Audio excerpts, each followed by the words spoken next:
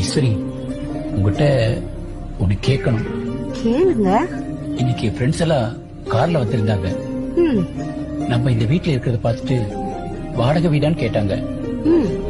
நமக்குன்னு சொந்தமா வீடு இல்ல, கார் இல்ல, நீயும் வேலைக்கு அனுப்புறேன். என் மேல கோவம் இல்லையே?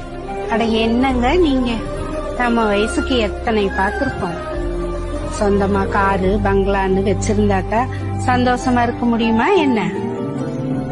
இப்ப நம்ம கிட்ட சொந்தமா எதுவுமே இல்ல, ஆனாலும் சந்தோஷமா தானே இருக்கோம்.